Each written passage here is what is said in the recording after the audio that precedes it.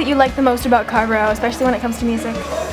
I like that they have the music festival where you can like go around and see all kinds of different music being played by all kinds of different people, and I just like the diversity and everything. Like you can go to Carrboro and see the mandolins, or you can see the psaltery, or you can see people just sitting around playing their guitar, and I think that it's really nice that they have that variety.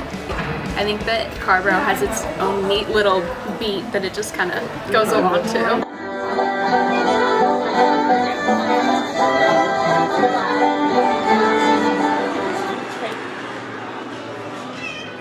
Hello. Hi. Do you mind if I record in here? Of course not. Are you filming me? Yes. I've been here for 3 weeks. That's not very long. How did you decide to end up here? Because Carrboro has a great vinyl record scene and a great coffee scene.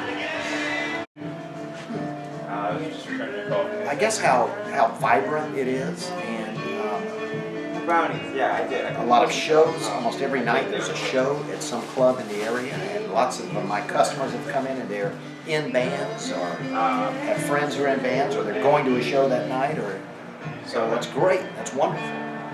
Fun. Carrboro is a great place, as you know. Wanna think about it, don't wanna talk about it. I'm just so sick about it, can't believe it's getting this way. So confused about it, I'm in the blues about it. I just can't do without you. Tell me, is this right? I'm sorry? Can I have your name, please? Yeah, it's Malia Tan. I went to school in Chapel Hill till about like 8th, 9th grade, and I moved to Durham, went to high school in Durham, and then I came back after high school. So I'm just working. I have a few originals. They're old. I haven't written any songs recently, but I'm trying to perfect my craft at guitar before I start doing that, so I can just write. Goes around, goes around, goes around, comes all the way around, yeah. What goes around, goes around, comes all the way back around, yeah. What goes around, comes all the way back around, yeah.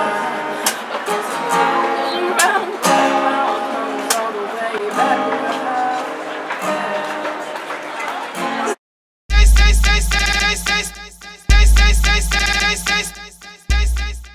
A lot of instrumentalists, a lot of musicians are here, which is good. I mean, it's good for business, it's good for just chilling. I mean, I just love the vibe, I love the environment, I love the weather, and I just love the atmosphere. The atmosphere is good. Mike G from the Jungle Brothers, been doing this since the late 80s and continue to do it hopefully until the late 2000s. And why the NC here? I be Mike G. That's what's up. Carolina, but I'm really an African son. Hot as the African sun. Freedom. Could you tell them your name? My name is Will McInerney, and I'm the director of Sacrificial Poets. What is the beat making lab in there? The Beat Making Lab is a project that originally started at UNC with Professor Pierce Freelon and Stephen Levitton, also known as Apple Juice Kid. They are music producers and hip-hop artists in the local community, and they just set up a beat making lab here in the Teen Center that is open, free to all youth in the community to come make their own music and learn how to be teachers as well. I think it's an amazing resource, and it's, you know, hip-hop and electronic music is what really speaks to youth in a lot of circles these days, and this is a place for them to come, learn from professional experts, have free access, and create their own music and be a part of a larger community, and to celebrate our differences and to talk about what we have in common. Great, thank you so much for your time.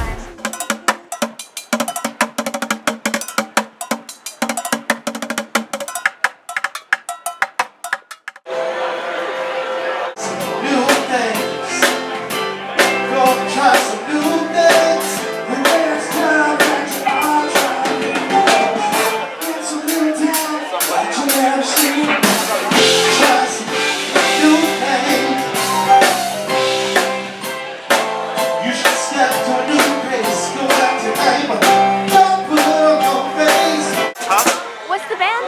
It's called The Chit, like chitlins.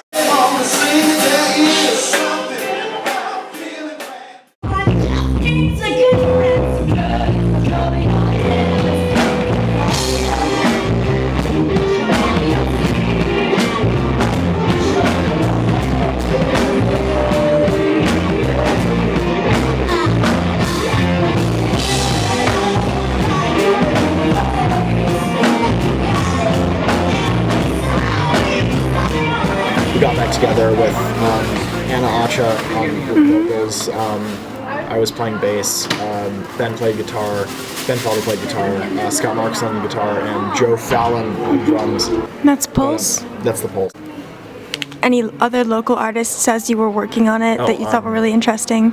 There's this band called Newmans, which is they're so awesome. It's like kind of like Passion Pit plus Weezer plus Muse kind of, and they have this really nice vibe, and they've been really active recently.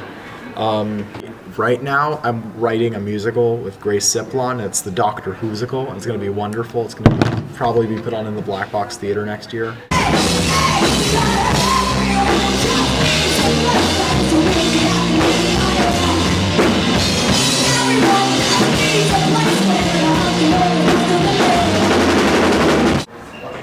I want to say that they kind of have an impact on it. I mean, the only place that I can really think of that brings a lot of attention would be Cat's Cradle. And so I think that it definitely influences like the area and the local musicians. So what is the music festival like in Carrboro? The music festival is so cool. They have like all of Carrboro, everybody just compiles, and then they have different like stations where they host musicians, and like restaurants have musicians playing outside, and the Cat's Cradle is open all day. It's free. You can go in and see different people, like different featured performances kind of, and then they have like different makeshift stages set up along like the fancy part of Carrboro, you know? Yeah.